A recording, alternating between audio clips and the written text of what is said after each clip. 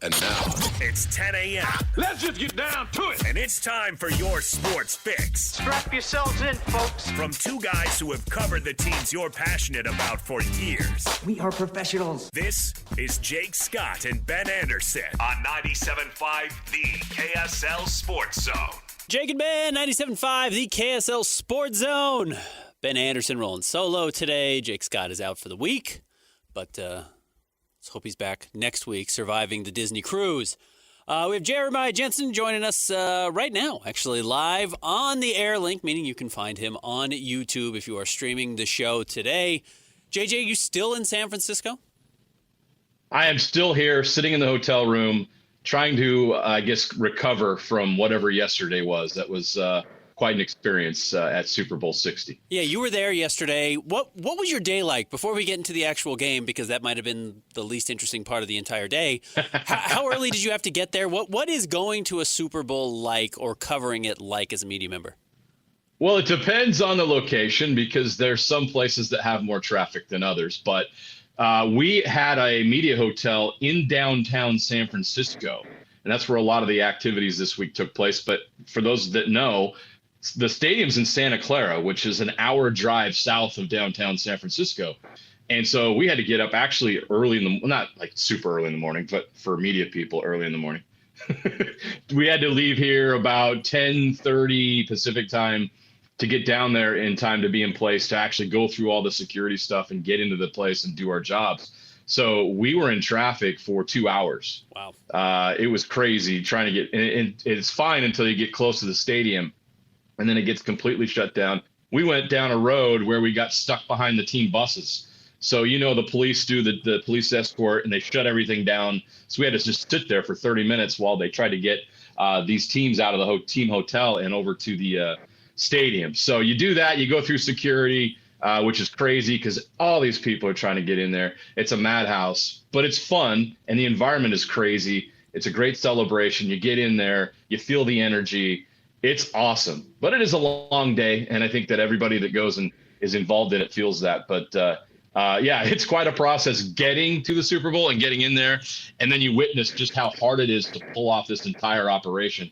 It's quite a spectacle seeing everything come together, but when it does, there's no better show in sports, man. The Super Bowl is unbelievable. I don't know how many listeners recognize how many games I'm sure you've covered. I've definitely covered all-star games, summer league games. A lot of it, honestly, you're not actually out on the field or out on the court. You are doing prep work, or you're trying to, you just recognize you might get a better view of the TV in the media room than you do actually being out there on the field. So how much time did you spend in the actual open stadium watching the game? How much could you actually see?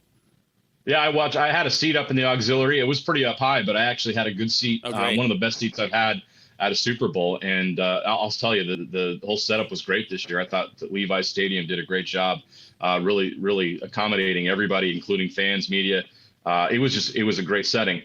So I did have a place to sit down and watch. I have been to Super Bowls, Ben, where it's like I'm just going to go to the media room and watch. Yep. I can't see what's going on. So you're right. But this Super Bowl in particular was really well put together, really well organized, and it was awesome. And unfortunately, the game itself probably didn't meet the hype of the moment because the setting was great, the crowd was great, all of it was pretty great. So the game itself, that's a different story. As far as the crowd goes, are there fan bases there, or is it just, hey, we got a Super Bowl ticket, so we have to go, or is it hardcore travelers? Look, you've got that corporate feel to it, right? In the big seats. I can't imagine who can afford those. But man, Ben, you walk in there and the sea of fans, people wearing jerseys, is unbelievable. You got to understand, somehow some of these people are so hardcore. And you're a Seahawks fan. Patriots fans have been to the Super Bowl 12 times. But the Seahawks, they've only been to 3 Super Bowls in their entire history.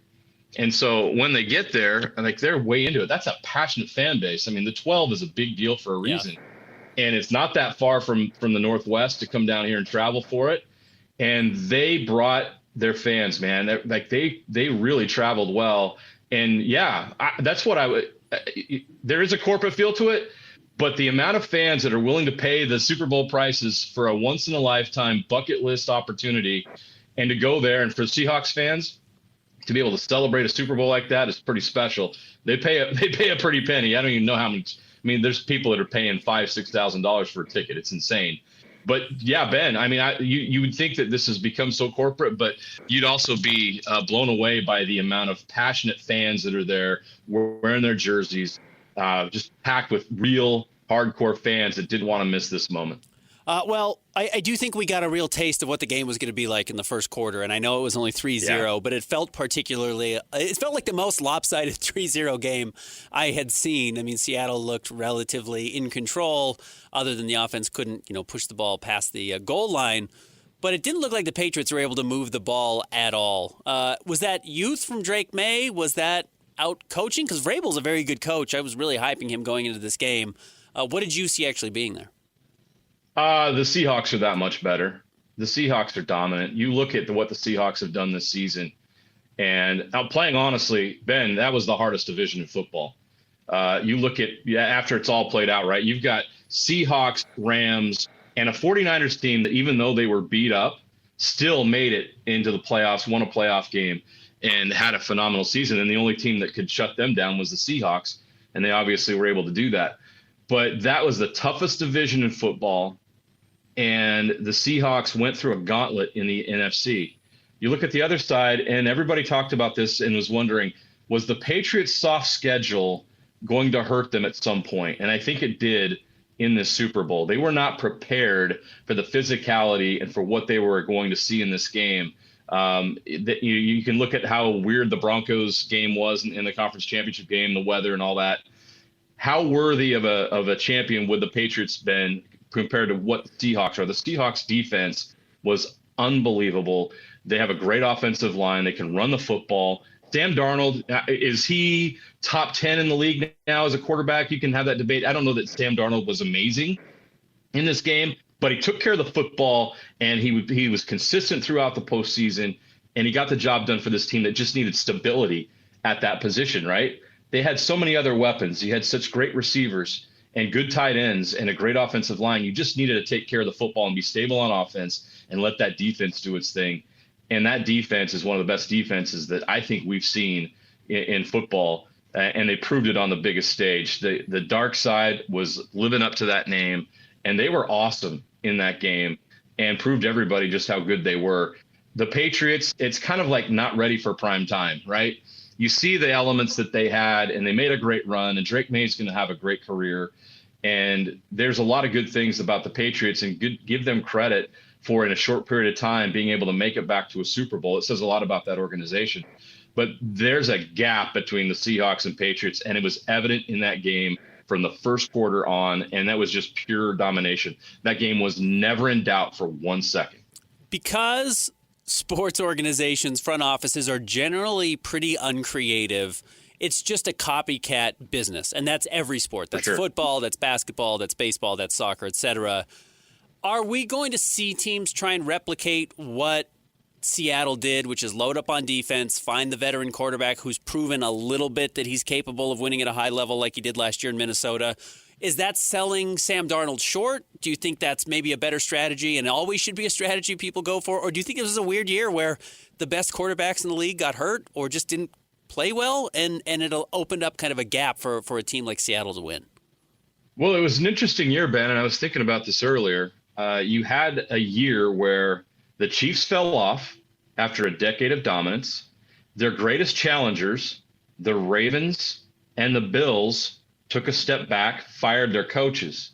So a window opened for somebody else to become the best team, to become the elite. Even the Eagles, you can argue, took a step back this year and weren't the same team that they had been in this run that they've had of going to Super Bowls. So there was a vacuum of excellence. Somebody could step up, and the Seahawks did that. They took advantage of that, and they did it with defense. And so, to your point, is it a copycat league? Absolutely. This has always been the case. You know, you've seen electric offenses come along. You know, remember the Rams of 25 years ago came along, and then all of a sudden there was these defenses that tried to figure out how to stop what they were doing. You know, that the list goes on and on and on of, you know, one team figuring something out and then another. And everyone's been trying to figure out the Chiefs for the last decade, and age finally caught up with them. but there's always a response. And I look around the league right now, Ben, and I think the teams that are best positioned to win have exactly the elements that the Seahawks have. I'll mention some. The Jacksonville Jaguars. There's a team that not a lot of people talk about, but that is a team that has a phenomenal defense. Trevor Lawrence was kind of like maybe a little bit more explosive because of his ability to run the football, but kind of like Sam Darnold was this year, where he gives you something solid at that quarterback position that you can count on, and then you let your defense do its thing. The Denver Broncos are another example of that, Ben, where you got Bo Nix, you've got that offense that is not dynamic. They're not lighting up the scoreboard, but their defense is giving them time and opportunity to be able to do what they need to do. But that Broncos defense is built to win championships. And so you start looking around the league, what team looks like Seattle right now? And I just threw out two of those in the AFC. And one would argue that under different circumstances, either the Jaguars or the Broncos probably would have been a better competitor to the Seahawks in the Super Bowl. But because of different circumstances, and to give the Patriots credit, they took advantage of those opportunities, but the Patriots found a way to take advantage of them and got there. So in the future, I think you're looking at some of those teams I mentioned as their biggest challengers in the AFC. And I think the Eagles can get back to being what the Seahawks were. And you look back at the Eagles, and that's what they were. You know, they had that offense was not, it was not a track meet, right? You had a really strong, tough quarterback that made plays and took what the defense gave them. They had the push so they could get a yard when they needed to, and that defense was dominant. That seems to be the recipe in the NFL because everyone's playing that two safety high. You know, it's really hard to really be explosive. And so if you have an offense that can pick its spots, get explosive plays, and have a defense that can shut down the explosive plays, that's how you win in the NFL. It's all about the explosive plays and being able to contain them or make them on offense. And the teams that do that best are the ones that can break through. There's and I think the Packers are positioned potentially to be one of those teams. I think the Bears could be as they get their defense better. They've got a quarterback now that they believe in an offense. So there's some teams out there that will challenge the Seahawks. I don't know if this is the start of a type of a dynasty, and the Seahawks have some personnel issues they're going to have to address in the offseason. They may lose some of these guys, but for now, the Seahawks are the model. And man, it was quite a show they put on Super Bowl Sunday. That was a very, very dominant performance. One of the most dominant performances we've seen over the last decade in the Super Bowl. Dominant defense, great running back. That could have been last year with the Eagles with Saquon Barkley. That could have been, this year with the Seahawks. You're right. The Texans, you look at teams like that could maybe jump up. Another team. That's another team to keep your eye out on, yep. Great defense, pretty good quarterback. You get that running back that moves the ball consistently. I mean, that's a move towards old school football almost, and I'm not going to pretend anyone stops throwing the ball the way they do now. Right. And you have to be able to pass for 25 to 30 touchdowns. Even Darnold's numbers look prolific compared to what we saw, in the mid-'90s or early '90s. But, maybe maybe the pendulum's swinging back away from the 4,000-yard quarterback. Yeah, and I mean, obviously, there's still you look at the Rams, and maybe that's an offense. They came up just short, but that team pushed the Seahawks to the brink twice back in 3 matchups. So, and beat the Seahawks this year, by the way. So the Rams are still that formidable offense, and they have Stafford, who's the league MVP. And to your point, Ben, there's not many offenses that could light it up and at that level, and Stafford was rewarded for that by winning the league's MVP. So, maybe that's the challenge here is for a team to find something offensively to be able to combat some of these teams with that combination of great defense and solid offense that we talked about. And the Rams maybe, I worry because Stafford's a little older, but they've got a lot of young guys on that team. Puka Nacua is a young player. They're going to have to figure out a way to pay him here soon, but they got a lot of nice young pieces. Their running backs are young. So maybe the Rams are that team, and the 49ers probably have the ability to be that offensively with McCaffrey and some of the weapons they have, but you've obviously seen them take a little bit of a step back because of the injuries. So I think there are some offenses that could emerge because for every thing that works well in the NFL, there's always a counter. There's always somebody that's going to come up with a way to figure it out and beat it. And that's why we love watching this game, because the strategy that goes on, the scheming that goes on in the NFL is just something to behold. And, someone's going to figure it out. You can't solve the sport. That's why we like it. If you solved it, it would be predictable and easy, and that's never been the case. Okay, you mentioned 2 teams that I think are interesting, and we can bring this even back to a Jazz conversation, which is if you're old enough, every Jazz fan looks at either 94, 95, or 93, 94, as those gap years where Jordan wasn't in the NBA, is that's when the Jazz should have won their title and Houston wins both, or 2000 after Jordan retires, or 99 and it's the lockout shortened year and you think that was their opportunity. And they haven't really gotten that good of an opportunity where the league opened up and they were one of the best teams. Who in the NFL is having that season this year? You mentioned both the Ravens and the Bills. I think those are good names. Is there somebody who's going to look back at not winning the Super Bowl this season and think, wow, that was our chance. I can't believe we blew it? The Buffalo Bills. The AFC was wide open, Ben. The Ravens took a step backwards. The Ravens got old fast. And all these other teams in the AFC, the Patriots, Jags, Broncos were up and coming, really impressive regular seasons, but they were young and inexperienced in the playoffs. That Buffalo Bills team was built to win the whole thing. They were all in, and for them to come up short, for them to turn the ball over 5 times in a game against the Broncos, a game that honestly, I'm saying this as a Broncos fan, the Bills should have won that game. The Bills should have won that game, and if the Bills win that game, they're probably in the Super Bowl. This was their opportunity. This was their window, and I think that's why their coach got fired. I think that their ownership and those in charge there realized, like, we should have won this. This was our year, and we blew it. We got to go back to we got to go back to figuring out what happened here, where are our weaknesses, and try to fix it. But we should have been the team.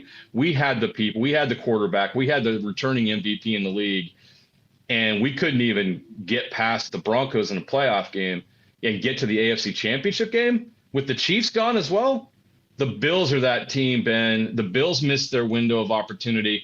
I don't know if they're going to be able to get it back because they're going to bring in a new coach who's inexperienced. He's their offensive coordinator. I get the continuity part. That's great.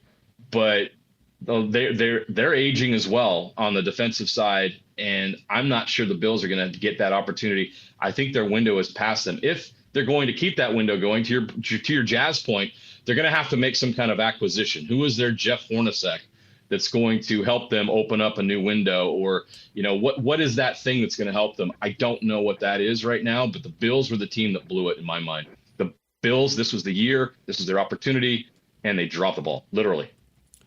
Good NFL season, bad NFL season? Great NFL season. I thought the fact that the Chiefs weren't, we went into the postseason. Is this a Broncos fan talking, or is this an actual unbiased media member talking? Okay, let me step away from my biases here. Now, I say the Chiefs as a Broncos fan, but Ben, the Chiefs have dominated this league for a decade. Yeah. Whether they won the Super Bowl or not was that some they won some, they lost some, but they were always there. In fact, you go back and since 2010, there's been only the Patriots. So the Patriots or the Chiefs, Ben, made the AFC Championship game every year, going all the way back to 2010 when the Steelers and Jets played in it. That's just 2 franchises dominating a conference for a period of 15 years.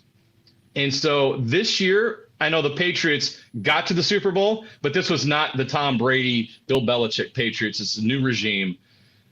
This year felt really fresh. It felt different. I thought that the AFC and the NFC, there was new blood. Even the Eagles, weren't the dominant force that they have been in the NFC. It was an unpredictable season.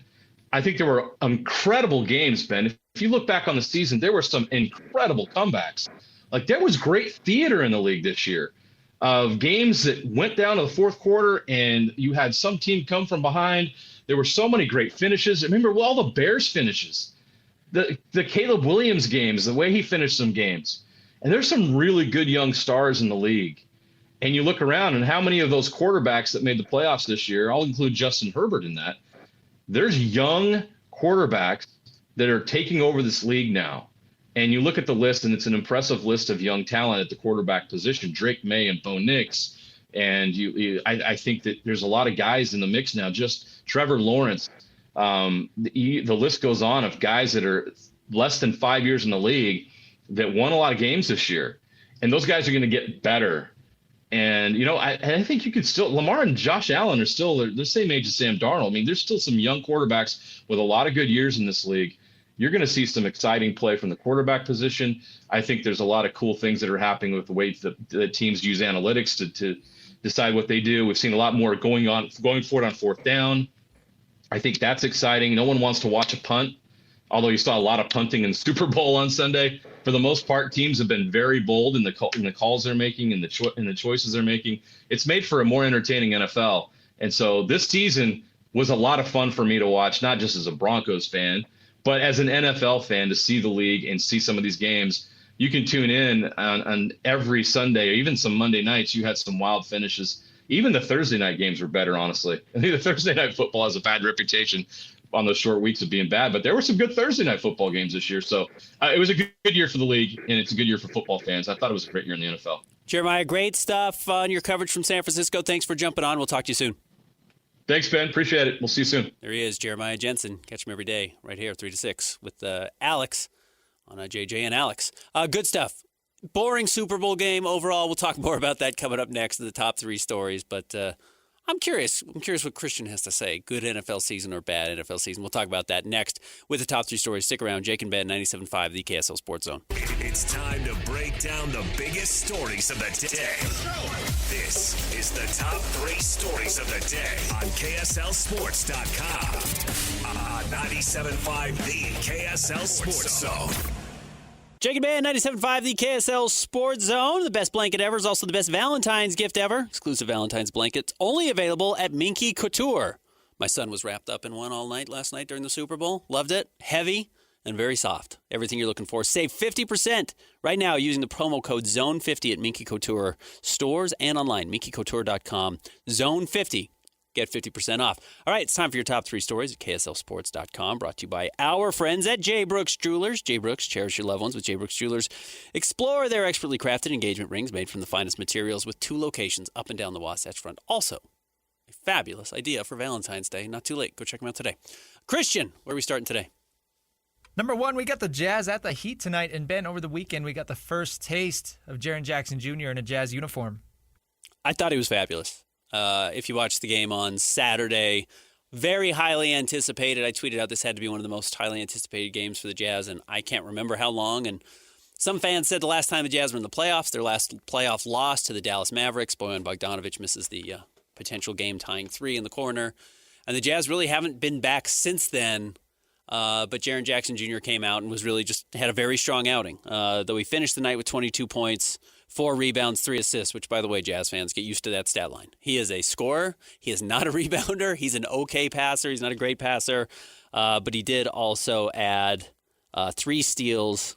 He did not have a block in this game, but you certainly saw his impact on the defensive side of the ball.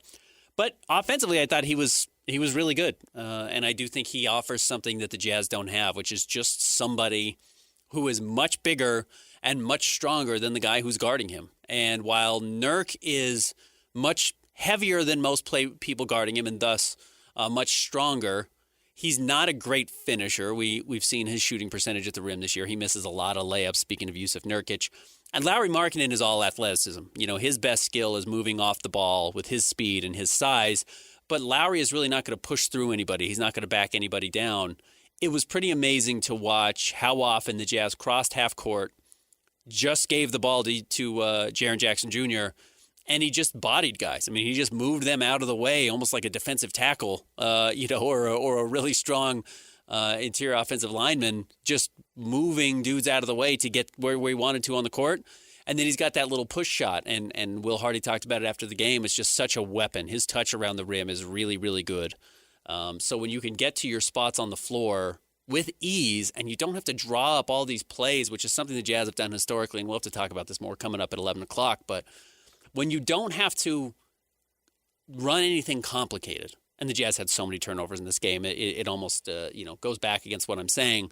But when you can go down on your offensive side of the ball and give the ball to Darryn Jackson Jr. when he has a mismatch because somebody got matched up with Lauri Markkanen, thinking that that's how they've traditionally guarded the Jazz, and now he's got somebody who's smaller than he is or just not a very good defender, he will take you into the paint, off the dribble, from the three-point line, and then just put you in the basket. And not with a big dunk, but he just has really nice touch around the rim. So he'll push it off the backboard, just a little floater or push shot in the hoop, and it's just really easy. And that's something the Jazz, watching this game, I realized they just have not had an easy offense. They've had an effective offense.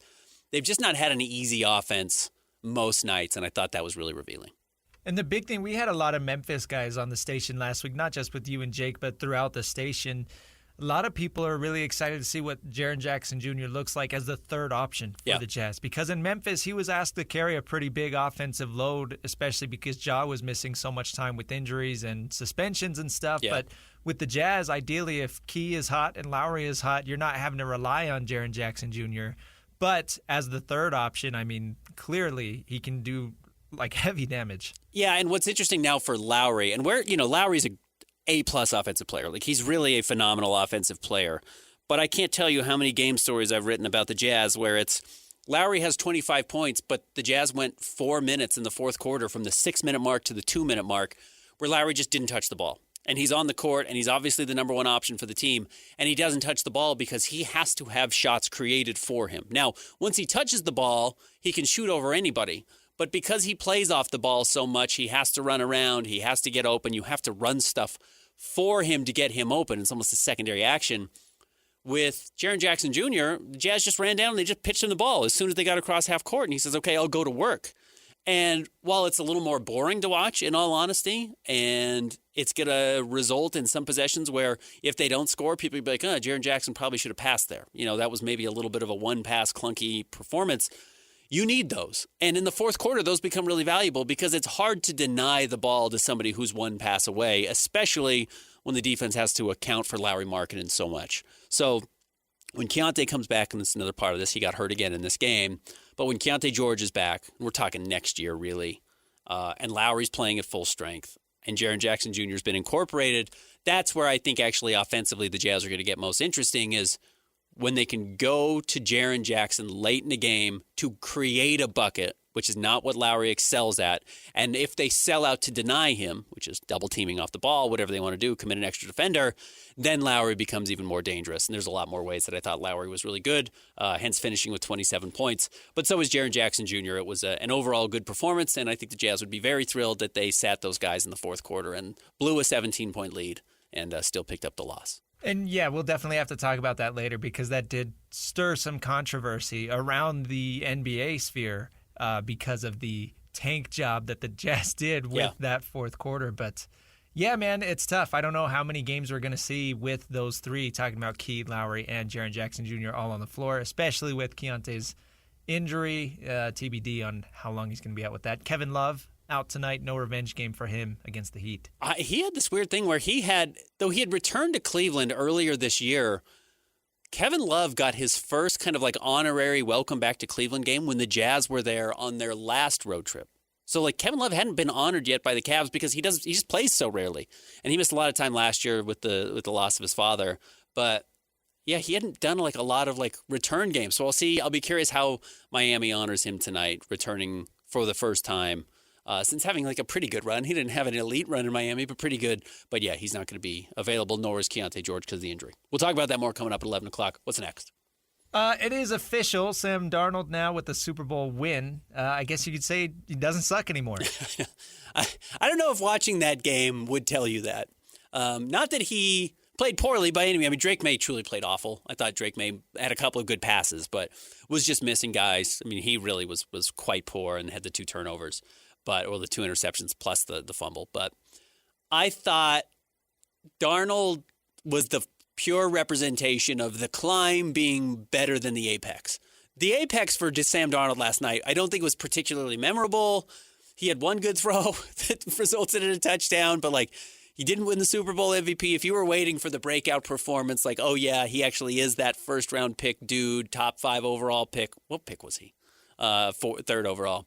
Like, if you were waiting for that on the biggest stage, he didn't show it. You didn't get that from Sam Darnold. The story is a bum with the Jets, bad location, didn't work out with Carolina, back up in San Francisco, overlooked by Minnesota, underappreciated, and then, yes, wins it all with Seattle. I do think that's the storyline more so than can you believe how good he was in the Super Bowl? And that will always follow him, which is good enough, and that's great, and he's going to have this crown jewel. Christian, what I did think, though, my takeaway is I don't know if what happened this year in the NFL has any impact on what happens the rest of the future, for the future of the NFL. I don't think anything that happened this season is going to impact next season in the slightest. You mean nobody's going to say, oh, let's build out the rest of our roster and then get an average to slightly above average quarterback, and that's how we're going to win it? No, I think teams will try to replicate that. I do think that's stupid because what is going to happen is you're going to have a team, like we mentioned, the Texans or the Eagles or whoever gets back to a high level. Let's say it's a conference championship game, or maybe it is the Super Bowl. And they're going to get beat by an elite quarterback because, truthfully, if Drake May had been able to do anything right, the Patriots have a great chance to win that game because, again, going into the fourth quarter, it's 12-0. It's not like that was a blowout. It felt like a blowout because the Patriots were so benign. They were just so bad all game offensively. If you had a quarterback who could deliver on a few of those throws, that game looks totally different. And we're saying, yeah, Super Bowl MVP for the New England Patriots, insert name here, anybody other than Drake May. And so when that inevitably happens next season, everybody's going to say, that's why you got to have the quarterback. That's why you got to have the guy. It just so happened that we ended up with two relatively mediocre quarterbacks going head-to-head. So one elite defense did change the game. Now, elite defenses change games even against elite quarterbacks. We saw that with the Patriots and the Giants twice. We've seen it over and over and over where just because you have the great quarterback doesn't necessarily guarantee you a victory. But in this game last night, I thought a good quarterback would have made all the difference for the Patriots, and they just didn't have it. Drake May's just not at that level yet. And that's why Trent Dilfer and, Nick Foles are such big anomalies because for, I guess, 60 Super Bowls now, 58 of those 60 Super Bowls, or I guess you could say 57 of those 60 Super Bowls have been won by a elite or high-level quarterback. There are just a few very rare instances where everything else goes right. Yes. But you don't need the elite quarterback. But, like I said, everything else has to go right. I mean, the Seahawks were a very healthy team coming into this. I know Charbonnet, right, their number 2 running back who got a lot of goal line carries. He was out with the torn ACL, but Kenneth Walker, clearly showed why he's an elite talent at the running back. JSN, Offensive Player of the Year, and then a phenomenal defense, right? And I tweeted out, it was almost a Utah-like victory. It was a Kyle Whittingham-like win, right? You're up 12-0, and you're winning because your kicker's not missing field goals. And I'm talking Witt 5 or 6 years ago when Utah was trying to win on the edges. They were finding ways to get to conference championship games or win 8, 9, 10 games by winning in areas where other teams don't because other teams get elite quarterbacks or have elite skill position players outside of the running back. And Utah's winning with field goals, great punting, and a good enough running back or a very good running back. And that's what Seattle did last night. But Utah's bane was always, oh man, if we just had the quarterback, then we could compete at the highest level. Most teams still want to get the quarterback. Seattle didn't have the quarterback, so they had to go win with defense, a great running back, and great special teams. And they have it. We didn't see Rashid Shaheed really shine in this game, but he has throughout the playoffs, and he has since that midseason trade where how many punt returns or kick returns for touchdowns they had? Was it 3 already this season? They had one in the playoffs. So it's great. And we have experience seeing how you can win locally with that formula. But truthfully, you're going to run into a team like Ohio State in the Rose Bowl, and they're just going to beat you because the quarterback and wide receiver combination is just better. So while the Seahawks, you get your Super Bowl forever, Sam Darnold's enshrined forever, I don't know if that changes the way the NFL performs going forward. And I think you're right. Random year where the Chiefs are down, Mahomes gets hurt, Bills take a bizarre step backwards, Ravens just not out there, couldn't quite get Lamar Jackson at full strength seemingly throughout the year. And it's just a gap season to me more than an indicator of what's to come in the NFL. All right, what's next? Number 3, Team USA taking on Switzerland today. Hockey. Women's hockey. The men are arriving. We were wondering last year, and that by the way, I'm not trying to demean the women's hockey team. They just crushed Finland 5-0, I think, to open the tournament. And they're going to continue, and I think they're going to win this tournament, which is great. I thought they were one of the most exciting aspects of the Winter Olympics 4 years ago. But the men are starting to arrive. We had talked last week, are we going to see Clayton Keller walking with Team USA? Truth is no. Most of the NHL players hadn't gotten there yet, including some of the teams I think were still playing on Thursday. So to fly out and try and make it by Friday morning early for the opening ceremonies was just not going to happen. Did you watch a lot of Olympics over the weekend? Were you able to catch any? I know you were working. Saw Lindsey Vohn's wipeout. That was unfortunate. Saw some curling, saw some snowboarding action. Yeah. Had fun so far. Lindsey Vonn, unfortunately, going in as maybe the biggest star of the Olympics for Team USA, and to go out so horribly was really difficult. So, broken leg. Was it the same leg that she tore the ACL on? I could not figure out which leg she tore the ACL on. I'll have to look. and find it officially. It was her left leg. She broke with her the torn left ACL, leg. and I do believe that was the same leg she broke. Yeah. Okay. So just a brutal finish. I suspect we will see her move on to media, and I think she'll be really good in the Olympics going forward. I'd love that if we could see that in her, commentating during downhill going forward. But sending all the best to Lindsay, a person who resides here in Utah. So very, very rough there. But, yeah, the men are starting to arrive for the U.S. men's team. In fact, cool photo this morning. Ryan Smith was in Italy to welcome Clayton Keller when he landed. So kind of a cool story there. I have to keep an eye on how much Clayton plays coming up. I think their first game is on the 12th, so coming up in a few days here. All right, we'll talk a little bit more about the Super Bowl coming up next. Stick around. Jake and Ben, 97.5, the KSL Sports Zone. Whether it's the Jazz, Utes, Cougars, or Aggies, these guys have got you covered. Time to eat, fellas. You're locked on to Jake Scott and Ben Anderson 1, 2, 3, move it. on 97.5, the KSL Sports Zone.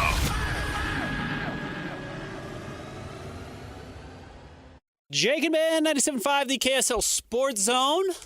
Talk to Kevin Sweeney coming up in about 10 minutes. Give us a breakdown on college football, college basketball, big picture landscape. What's going on with BYU? What is happening? Lost 4 straight, 5 of 6. Can they turn it around? And what have we learned about AJ Dybantsa and this team? How far can they go in the tournament? We'll talk with Kevin about that coming up, like I said, in about 10 minutes. KSL Sports Zone and Beehive Meals are honoring people that impact youth sports in our communities. Nominate the youth sports volunteer you know for the Beehive Meals Hero of the Week at kslsports.com/contest. Listen every Thursday afternoon to JJ and Alex for the winner. It's the Beehive Meals Hero of the Week.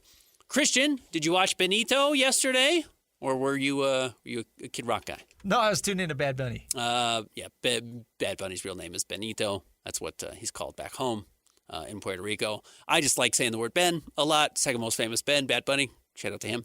I thought he was a little tame. I thought he was a little G-rated, which, you know what? He was painted in a very difficult corner going into this game. There was controversy surrounding the fact that he was going into the game, that he was going to be the performer, that I think he was almost cornered to be non-controversial. And he's actually not particularly controversial on stage in general. Like, his shows are not particularly wild, from my understanding. My wife has been to one of his shows. It's not insane. But I didn't think there was nothing flamboyant, I actually thought, throughout the entire performance in general. I thought it was a little Disney coded for me.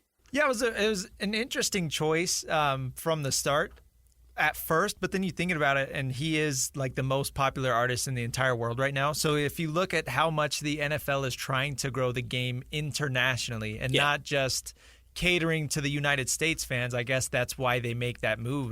We're talking about a guy who is more popular than Taylor Swift even over the last 2 years, and that's crazy to say worldwide. But yeah, it was a fun performance. I mean, I have seen videos.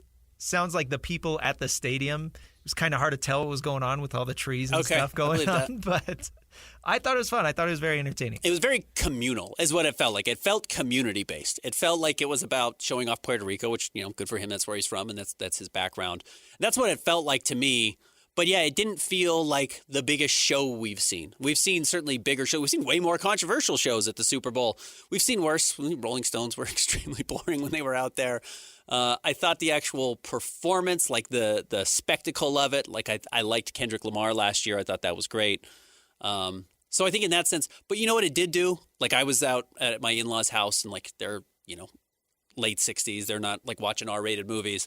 Like, they could enjoy it, as could my 10-year-old nephew. And like nobody was offended by that. So I think that that aspect of it, I thought was particularly successful, that we're not up here today being like, can you believe Justin Timberlake, Janet Jackson over? He did that again. Like, there was no controversy, I thought, whatsoever. Yeah, just fun. Like, get up and dance music, even if you don't understand what he's saying. I know Puerto Rican Spanish especially is hard even for fluent Spanish speakers to understand, because the dialect and kind of accent is just a lot different than other Spanish. But yeah, it's great music. I had a lot of fun watching it. His streaming numbers are simply absurd. I didn't realize this, and we've started to pay attention a little bit more because we do the podcast, and you can find us on YouTube, et cetera, et cetera. He has 85 million monthly listens. He has 50 million daily streams, and he has 20 billion streams a year. 20 billion streams a year. So, yeah, if you want to know why the enormous business that is the NFL would go out and try and get somebody like Bad Bunny to come in. It's like, yeah, like you said, he's the biggest star in the world. We talk a lot about Taylor Swift. Could they get Taylor? Yeah, I think they probably could. He's so much bigger than even Taylor Swift right now. Maybe not right here. Maybe not right where we are in our community. Yeah, it's hard to comprehend that. But everywhere else, he's as big as Taylor Swift. So, anyways, I thought it was an interesting performance. Again, a little tame for me. I was expecting more fireworks. You wanted to see some more I don't know flair? if I needed, maybe a little more excitement. But I get he was painted into a corner before the thing started. So, anyways, I thought like even Shakira and J-Lo were quite a bit more controversial. Yeah. They were way more controversial than we saw from Mr. Benito Bad Bunny. Anyways, Kevin Sweeney is going to join us coming up next. Stick around. Jake and Ben, 97.5, the KSL Sports Zone. Whether it's the Jazz, Utes, Cougars, or Aggies, these guys have got you covered. Time to eat, fellas. You're locked on to Jake Scott and Ben Anderson 1, 2, 3, move it. on 97.5, the KSL Sports Zone. Jake and Ben, 97.5, the KSL Sports Zone. Happy Monday. Ben Anderson rolling solo today. Win big this Wednesday on the KSL Sports Zone with Win Tickets Wednesday. This week, win tickets to see Brian Regan at the Delta Center on Saturday, February 14th. That's this Saturday. That's Valentine's Day. Take your date to go see Brian Regan. Get your tickets today, SeatGeek.com. That's SeatGeek.com. Or listen Wednesday for your chance to win. All right, let's welcome in our next guest. You can find him on Twitter at CBB_Central. You can read his work in Sports Illustrated. It's Kevin Sweeney. What's going on, Kevin? What's going on, man? Good to catch up. So big Saturday. It feels like we're kind of getting to the point now where the college basketball season's garnering a lot of attention. I know it's your life, so I'm not trying to insult you by saying that. But the Super Bowl's over. NBA is about to go in the All-Star break. We're getting some great in-conference matchups, including a lot of run for BYU. They've played 5 really tough teams in their last 6 games, and they are 1-5 in those. What have you seen from BYU over this stretch? Yeah, I mean, look, with the way the Big 12 is and how strong it is at the top, you know, there's going to be a stretch in your year where you just feel like you can't catch a break, and that's what BYU is feeling right now, I'm sure. Look, I think their defense has been of real concern over the last 5-6 games.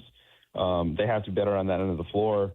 I think their lack of size in the backcourt with Wright and Saunders, who's not a great athlete, obviously. I think that has hurt them at times. I think some of the role players that they were maybe counting on, they've been hurt with injuries and whatnot in addition to that, but just hasn't really come together with some of the moves at the margins that I think Kevin Young hoped to make last spring. I still think they're a very good basketball team, but they've got some things to work on, and obviously starting faster, chief among them. And when you face this type of schedule that they've been on the last 2-3 weeks, it can get uglier than it maybe should look in a short period of time. Now, they only allow 77 points to Houston, but that's because Houston, we know how they like to play. It's a meat grinder. They just want to slow it down and kill you, and 77-66 is right in their wheelhouse. But you're right. You look at their last few games, Kevin, they gave up 99 points to Oklahoma State. They gave up 90 points to Kansas, 86 points to Arizona, 84 points to Texas Tech. And most of these games are pretty close, but if you're not getting stops late, it doesn't matter how good AJ Dybantsa or Rob Wright or Richie Saunders is. It just doesn't seem like they're even giving them a chance really to win these games, even with like some heroic comebacks. Right, and this isn't as simple as people are making an unsustainable rate of threes or anything against them. That is what happens, I think, sometimes in these short spans as you look up and say, teams are shooting 45% from three against BYU for the last week. Like that's not what's happening here. Like they're getting killed at the rim. People have been able to drive them and score at the basket. I mean, you said Houston scored 77.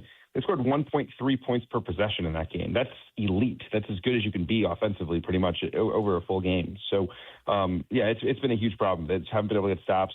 Obviously the schedule lightens up this week, maybe an opportunity to get back on the horse a little bit, but it's been tough sledding, no question. You mentioned, the defense with Richie Saunders and Rob Wright, and they're just small. Richie Saunders is just not going to be a great defensive player, period. I've been a little underwhelmed with AJ Dybantsa on that side of the floor, and I want to talk about how great AJ has been otherwise and kind of some of his draft stock stuff with you later. But he gets straight line drived a lot. I mean, guys take him off the dribble and they seem like they can beat him, or a simple screen, he just doesn't get skinny and doesn't get over it or doesn't get under it. It does seem like there's an issue on that side of the floor. Is that skill? Is that focus? Is that care? What have you seen on that end? I think it's probably more the latter. I think, look, he gets held to a really high standard defensively because the best moments for him are unbelievable. Like, I think about the Clemson game in the second half. He, as good as he was offensively, he completely dominated the game defensively. And scouts have seen that dating back to high school and playing with USA basketball. Like, they know what the ceiling is on that end of the floor. And so when there are nights where it feels like he's maybe going through the motions a little bit on that end, that's really frustrating. And look, I understand that he's playing a ton of minutes right now. I mean, you're playing 35 minutes a night in high physicality games. You don't have a ton of rest. Like all those things play into it. He's so involved in their offensive game plan, and there's definitely a wear and tear factor that's probably contributing to this.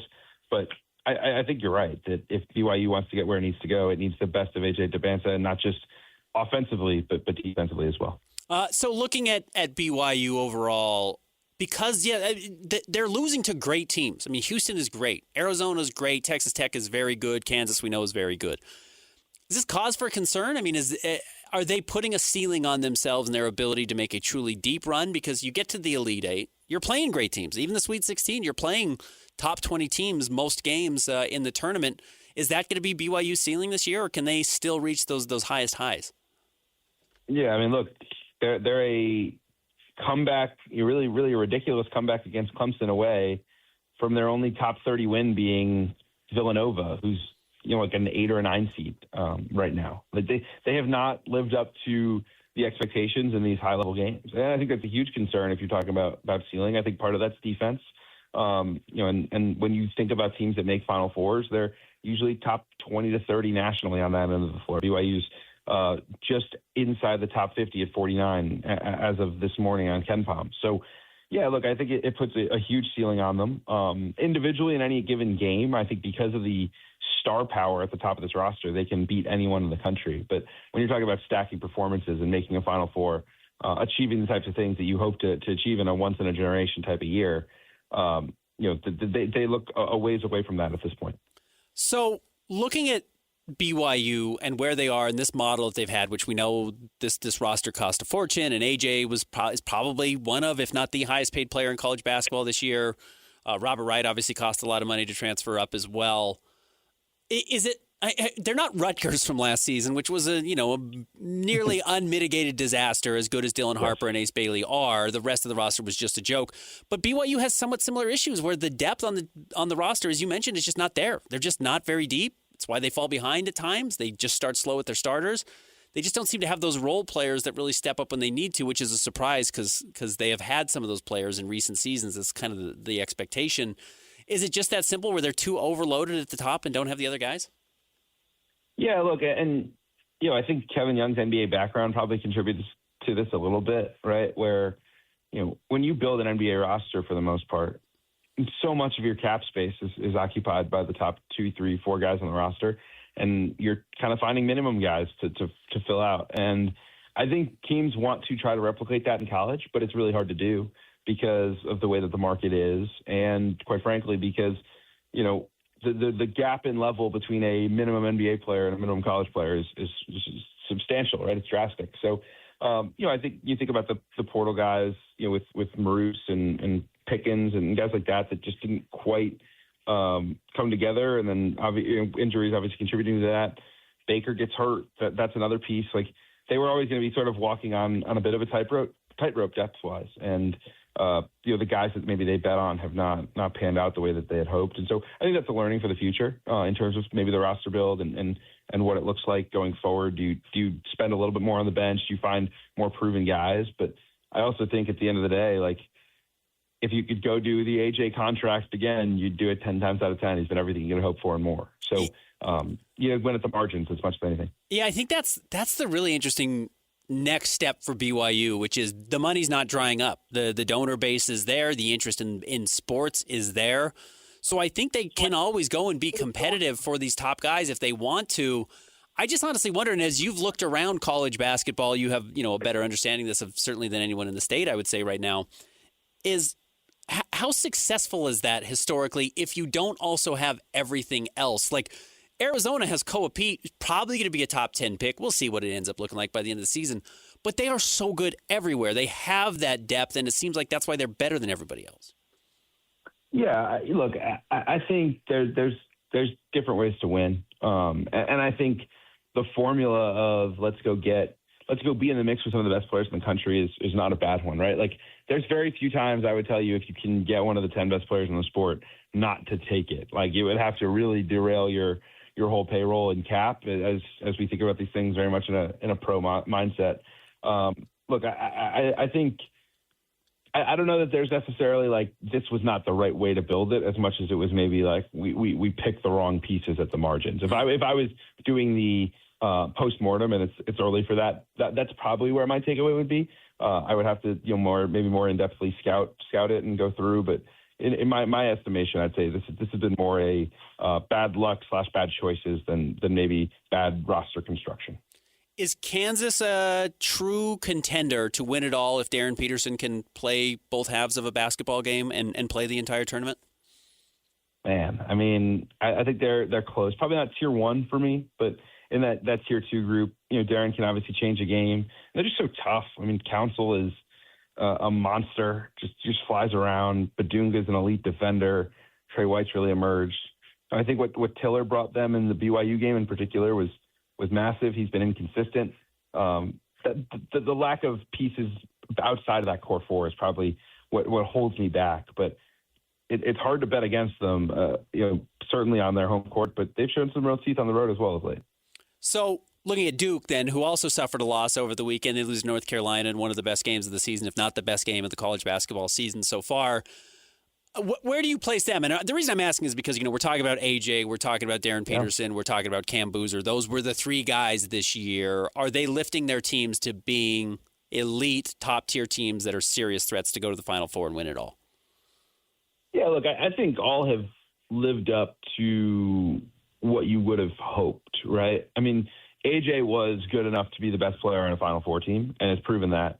Again, we'll see where BYU ends up in comparison to, 2 maybe traditional blue bloods like Duke and Kansas that have a little easier time filling out the rest of their roster than BYU does, even in this financial age. But look, that's been the question for all 3 is what does the roster look like below them? And I think for Kansas, some of those questions have been answered relatively recently. I think for Duke, Gangba and Evans, 2 of their sophomores, have been really good. Both struggled though against Carolina, and I think that's why you saw them not be able to finish late in that game. And then for BYU, I think you thought you had those answers to the test in January, and all of a sudden, these last couple of weeks come around and it's been bumpy. So I think you can. It would be maybe the overarching answer, but you need to find a way to build out a nice nucleus around them, and you're going to be taking risks on those guys. They can't be, and not everybody can be paid like the best player. Kevin, you brought up interesting and leaping off of that, being paid like the best player. The guys down the roster, guys 7, 8, 9, maybe even 6, 7, 8, which is where BYU seems to be lacking, and maybe Arizona is great, or Kentucky, or Kentucky's a bad example this year. Kansas or Duke might have an advantage. Do you think lesser paid or even non-paid players are picking some of those blue bloods that still have that name because of the reputation? Like, do you see that, or are guys who are good enough to be 6, 7, or 8 at Duke or Kansas, are they going places where they can get more money? So I think out of high school, the brand still matters substantially, right? And I think that's the best way to build depth for those blue bloods is landing these guys out of high school, and essentially before they realize they're not starters, then they're youthful role players until they transfer out to try to be a dude, right? I think in the portal, it's really hard to, if you're a big wing, right, and you see, hey, they have Cam Boozer and Isaiah Evans on their roster, like the writing's on the wall for me. I'm probably coming off the bench, and some guys it will resonate with them to be a role player on a good team, especially if it's like their last year. What have you. They just want to be a part of like the Duke experience, but that's not for everybody, right? And I think the same thing, you'll run into that at a BYU or really anywhere else. Like the biggest currency of the portal is not money, it's playing time. And so if you can't offer that, if you can't offer shots, and BYU really couldn't offer any shots to anyone in the portal, it does get harder to find the right guys, and you really have to find guys that resonate with the concept of playing at BYU, playing with other great players, having a chance to go deep in March, things like that. And that's not everybody in the portal. It's certainly some guys, but it narrows your pool. All right, Kevin, the other big way BYU can still have a very successful season is AJ Dybantsa getting drafted very high, and that is going to happen barring something absolutely ludicrous happening before now and June. So are you confident saying we know who the top 3 guys in the draft are, and then are you confident that you know which order they would go in today? Not confident in the order, not 100% confident that Boozer is 3, pretty darn confident that Darryn and AJ are 1 and 2, and if either of them fell past 2, they would certainly not fall past 3. Who do you think is number 1 right now? I have Darryn ahead of AJ as of now. My main justification is when I think about building an NBA offense around my number 1 pick, I see the way that Darryn plays, the dynamic off-dribble shooting, the ability to be a true 3-level scorer. I think AJ still has a lot to prove as a shooter. And, I just think he's a little more polished right now offensively. But it's certainly close. But at its core, to me, that's the real argument is how would you want to build your offense? And it may depend on the person on your roster, whoever gets that number 1 pick, who fits better into it. But if I was starting from scratch, I think Darryn makes a little more sense to build around in the modern NBA. I'm sure you've answered this question 1,000 times and will again before June, but do we have any sense of why he plays so rarely? I mean, I know there's the cramping issue and it goes back to AAU, but does he not care? Are there concerns about it? Is it a red flag or how are teams viewing it? I think NBA teams are more concerned that there would be something medically wrong than that he doesn't compete or want to compete. The intel from him dating back to early in high school is that this dude is ferociously competitive. And quite frankly, if you wanted to shut it down right now, he could shut it down and potentially be the number 1 pick. So there's no incentive for him to play other than being super competitive. I think, teams are anxious to see what comes of the medicals at the combine in May. See if there's maybe a underlying cause of why he's dealing with, these cramps and muscle spasms and things of that nature. But overall, I would say the concern level is not that high. I wonder if that changes as, owners get involved in these decisions and not just scouts and GMs who are invested in this purely from a talent standpoint, and owners who have to build their organization and sell tickets, things like that, if that weighs in at all. But I don't think that the cramping is enough to knock him off the 1 line at the moment. Are teams going to try and make him a point guard or a shooting guard in the NBA? I mean, he's a combo guard, obviously. He can do both, but do you think he has a primary position? I think he'll be on the ball more in the NBA. I think Kansas realized early that when they put him on the ball, it ruined their spacing because of the way teams would guard him and the way the teams didn't respect the shooting of the rest of Kansas's roster. And so it made more sense to put Council on the ball and let Peterson run off of actions. I think in the NBA, you'll see him more on the ball. Maybe it's more of a combo, as you said, again, like Anthony Edwards, Devin Booker, guys who can play with or without it. Those are comps you hear quite regularly. But I think he can be a full-time point guard, especially if you surround him with other guys who have high IQ and can shoot. Who could displace Boozer as the 3rd guy in this draft?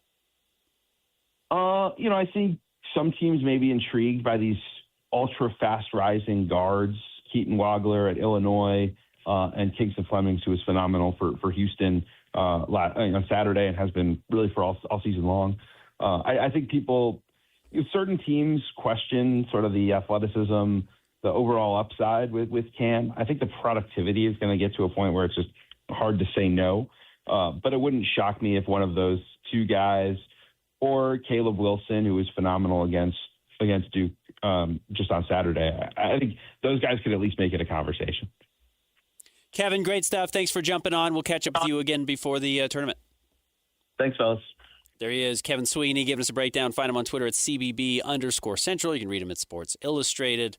You can also catch his podcast at Basket Review. Really good stuff from Kevin there. Fascinating what's going on with BYU. This doesn't have to be a wasted season. I guess the insurance of having a guy who's going to go number 1 or number 2 overall, you can always wear that. You can always say that that's a trophy you can put in your trophy case the same way, Andrew Bogut made a Sweet 16 and that's successful and a good run for Utah there. And he's a number 1 overall pick and you can always have that and celebrate that and say that's a part of your program's history. And BYU obviously hasn't had that in nearly 40 years since Sean Bradley was the number 2 overall pick. So having a guy that's going to go in the top 2 or 3 is something to hang your hat on. Not winning more is going to be difficult to understand if BYU is not able to get this done in the tournament. And the nice thing about college basketball, the regular season matters. It helps to certainly get your seeding up, and these are games you play early in the season, or I should say early in the tournament, allow you to make a deeper run. But it's about how you play in March. It's not necessarily about how you play in February. So BYU's got a couple of weeks to get this sorted out, see how they play in the Big 12 tournament, see what type of a seeding they can get, and then try and make a run. And if you can make a run and then have a top 2 pick, it ends up being the year that I think a lot of people invested in, both emotionally and financially.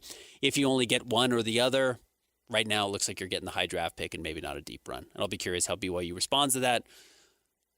Are you going to change the model with how you build? I think Kevin's right. If you can get a top 5 player in the league, or not just in the league, but in all of college basketball, you have to take that opportunity every chance you get. So we'll see. Good stuff from Kevin there. If you missed any of our interviews, you can go check them out on our podcast page. Anywhere you get your podcast, just search Jake and Ben or go to KSLSports.com.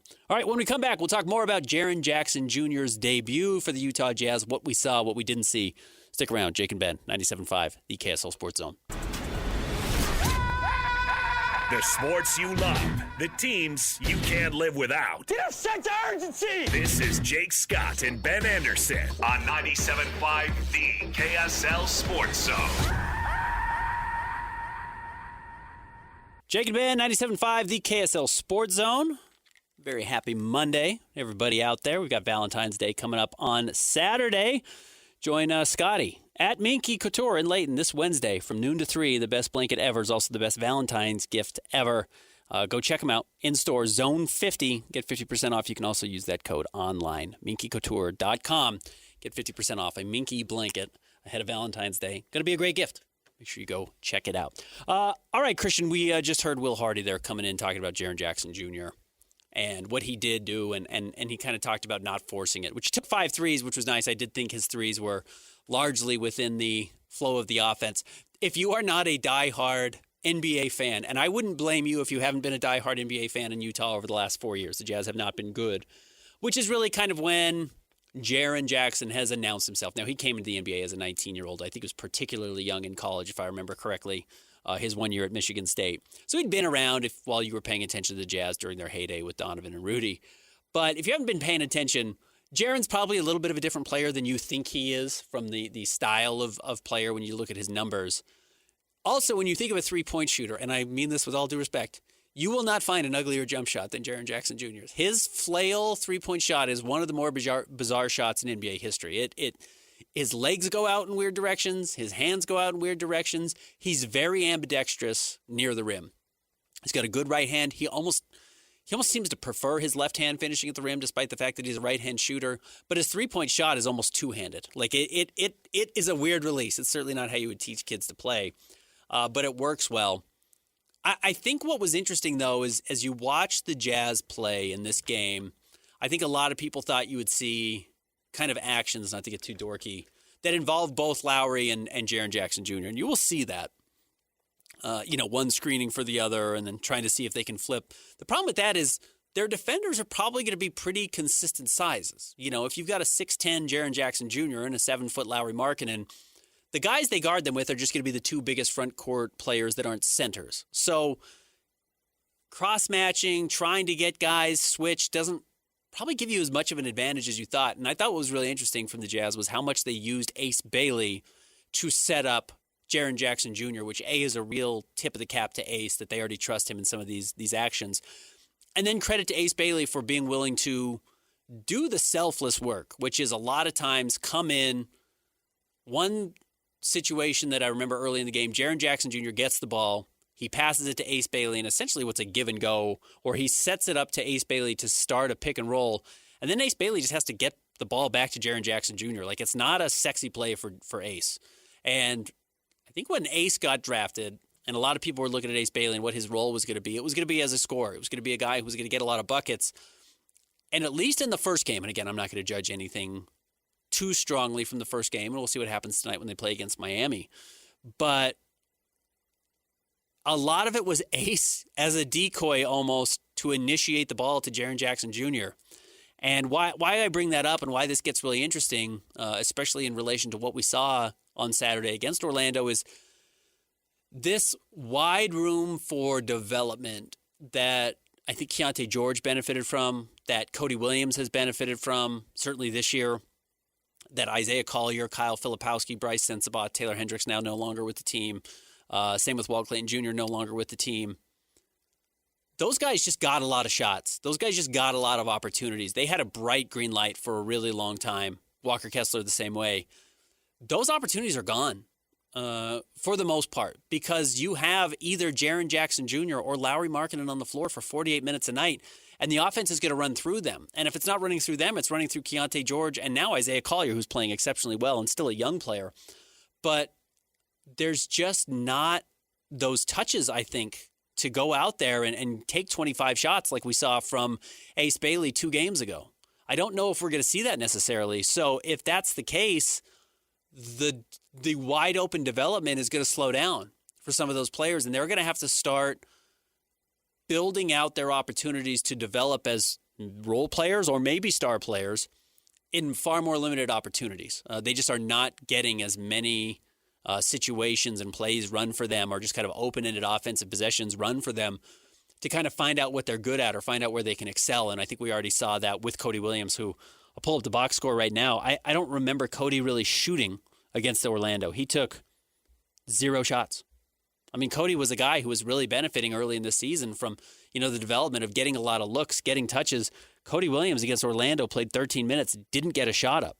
He got 2 rebounds, no assists. He wasn't getting touches at all. Ace Bailey in this game took 11 shots, which was 4th most on the team. But, this is a guy who might have been thinking he was going to be getting 2nd or 3rd most looks, especially over these final 30 games of the season when the Jazz are really hardcore tanking.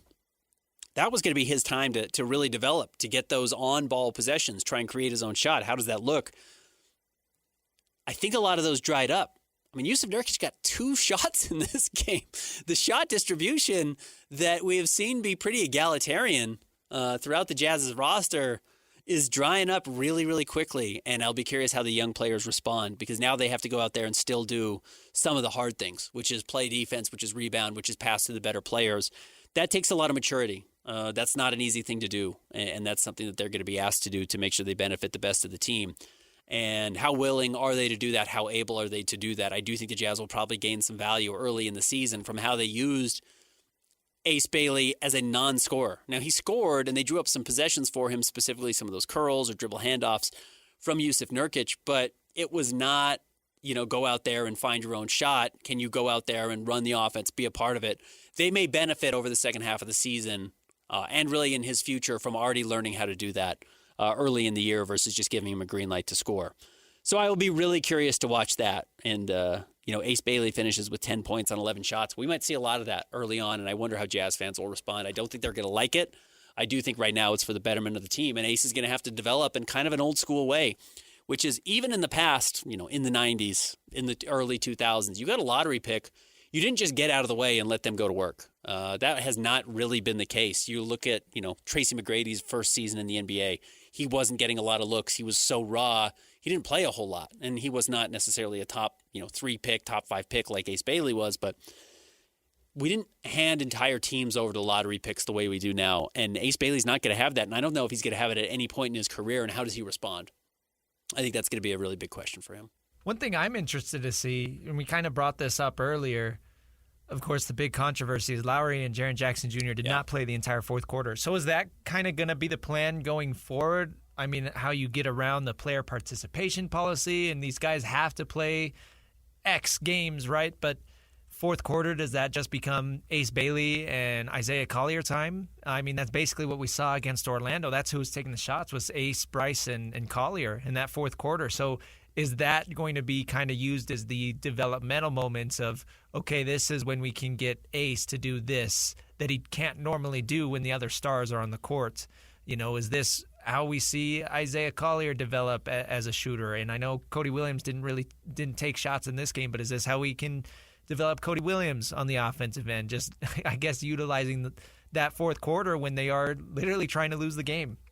Yes. I think, yes, that's what's going to happen. And let's read through quickly, not to bore everyone to death, but what the player participation actually means, because I think people hear that and they think that applies to everybody. It doesn't. It applies to 2 players on the Jazz roster. It's if you've made an all-star team and you're under the age of 34. That's it. That's who applies to the player participation policy. It does just so happen that is Lauri Markkanen and Jaren Jackson Jr. And while the Jazz in the past could just do it with one player and kind of hide it, because I actually don't think people recognize how good of a player Lauri Markkanen is. I think there's still some doubt on how good of a player he can be because of, not performing up to expectations in Chicago and then moving off of him and then, kind of being the third guy in Cleveland and not being a superstar. I don't think people recognize how good of a player he has become in Utah.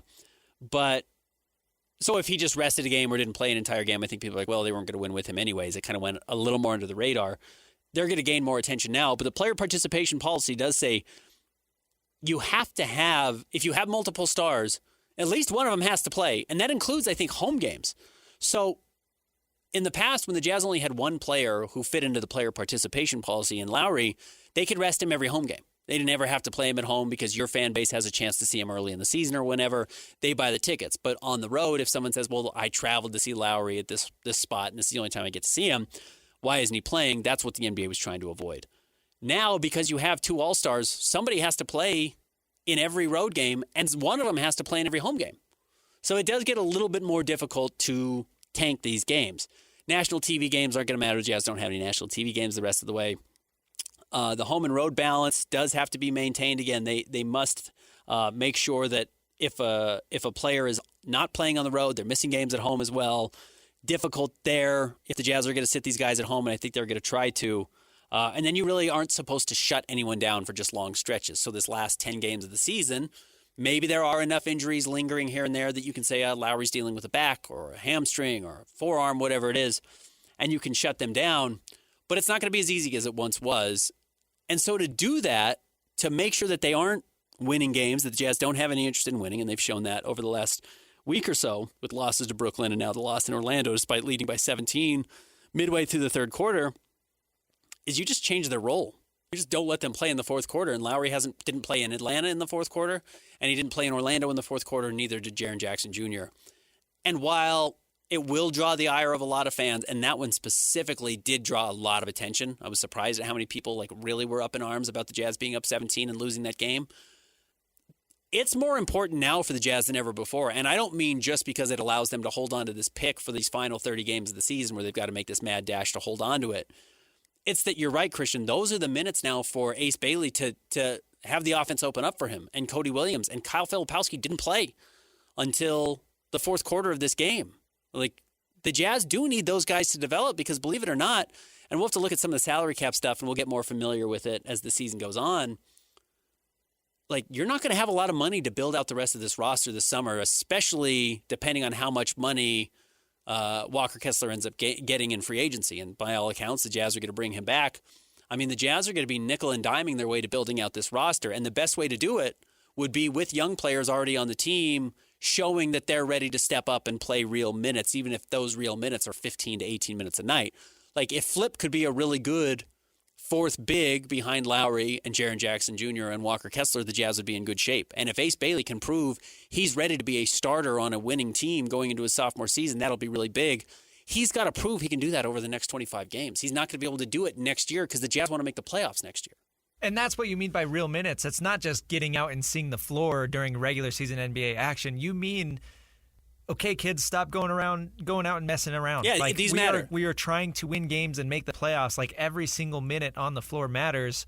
What are you doing, Brice Sensabaugh, to help us win this game tonight? What are you doing, Kyle Filipowski, to help us win this game tonight? So how do you make that transition? And I do think that is the interesting next part of this rebuild for the Jazz, is all of these guys that have been on this team for the last 3.5 to 4 years. How do you make that transition now of, okay, we're focusing on development, to now, okay, we actually want to win? And it's not an easy switch to just flip and say, okay, we were purposefully losing before, now we can just go win, because it's not that easy. And man, the roster might be set next year. And I know that sounds crazy, but you look at the team, barring something crazy like the Jazz saying, oh, well, Kawhi Leonard became available and we think Kawhi and Jaren Jackson Jr. can win a championship, or Giannis became available and likes the Jazz's young core and would play with Jaren Jackson Jr. and Giannis and Keontae George. Barring something miraculous in a major trade like that, the Jazz's roster is pretty much set. Will Hardy plays a 10-man rotation, and that shrinks in the playoffs. We haven't seen Will Hardy with the playoff team yet, but that will shrink in the playoffs. Lowry's on the team. Jaren Jackson Jr. is on the team. Keontae George is on the team. Ace Bailey's on the team. Walker Kessler's going to be on the team. That's 5. That's your starting 5 most likely. Maybe Ace's job is a little bit up for grabs if they brought in somebody else who was more proven. I think that would be totally understandable. But that's 5. You're going to get a top 8 pick this year. That guy's going to be in the rotation in one form or another. Maybe it's 10 minutes a night. Maybe it's 15 minutes a night. You're at 6 players. Isaiah Collier's going to be in the rotation. You're at 7 players. Isaiah's been playing out of his mind lately. I think he's proving that he's a real guy. Then you start to talk about 3 spots left on this roster. And the Jazz just brought in John Conchar and Vince Williams Jr. Vince Williams Jr. has like a $2 million contract next year and is like proven he can be a rotation player. I bet you he's on the team just because he's so cheap. Does he play? I don't know. Maybe he doesn't play. Conchar has proven he can play on winning teams. Does he play? I don't know.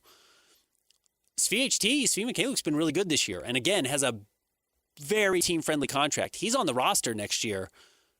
Probably wants to play. So alone there, I think that's 9. We're talking about 8 players. And then if it's Vince or Conchar or Svi Mykhailiuk, you're at 9 guys. Like between Kyle Filipowski, Cody Williams, Brice Sensabaugh, might be 1 spot open next year. And whoever's just the best player is ready to get it. And Brice goes out and shoots 1 of 9 last night. Kyle Filipowski, or I should say Saturday. Kyle Filipowski doesn't play till the 4th quarter. Cody Williams plays 13 minutes, has more fouls than rebounds and field goal attempts and assists combined. It's like, you might not be good enough. And I like all of those players. Like, I think their development is very interesting and has been fun to watch.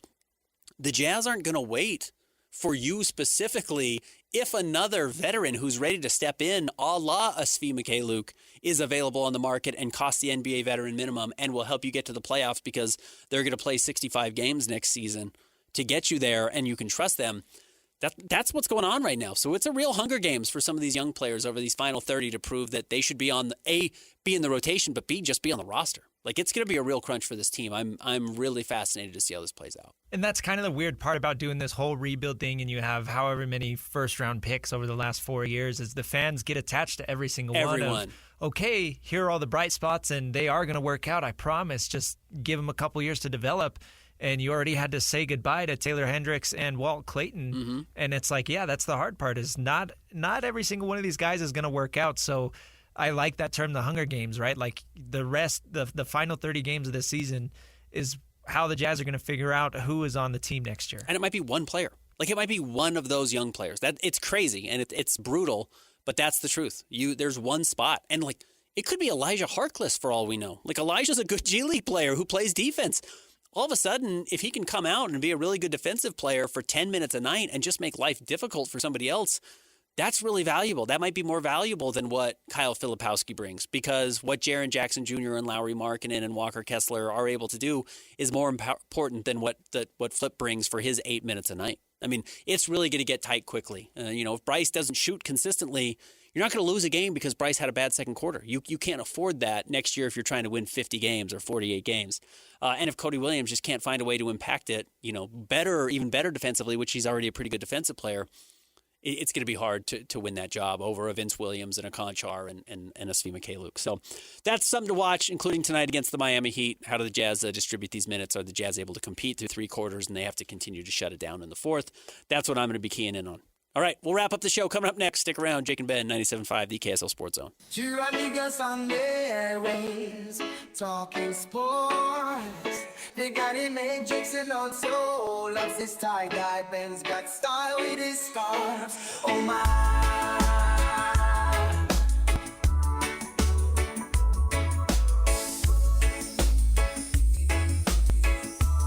Jake and Ben, 97.5, the KSL Sports Zone. Join Scotty tomorrow, noon to 3 at My Hearing Centers, 8941 South, 7th East, right there on the east side of the road. Go check them out. Scotty at My Hearing Centers tomorrow, 8941 South, 700 East. And did you say the RV show?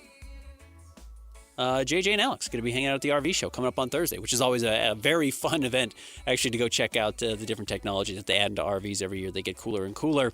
3 to 6 on Thursday at Mountain America Expo Center in Sandy. Your opportunity to shop, compare, and buy the RV of your dreams. I've got a little pop-up camper. Go and check out all the different gear they have. Even if you're just an outdoorsman of any kind, you just like camping, maybe you like roughing it a little bit, they have things for you as well. So not just for the hardcore fifth-wheelers, campers, trailers, etc. Fun event at the Mountain America Expo Center with JJ and Alex coming up 3 to 6. One of the narratives coming out of the Super Bowl yesterday, Christian, was our team's going to go back to kicking field goals. Did we see the revitalization of the field goal as a true weapon? And while, I'm a fan of field goals, I don't love the analytics of always going for it on fourth down and always thinking that's the best option. You look at how often that does come back and haunt teams. Utah lost to BYU because they didn't kick field goals this year, I think, at times, and I know a lot of fans were willing to bring that up.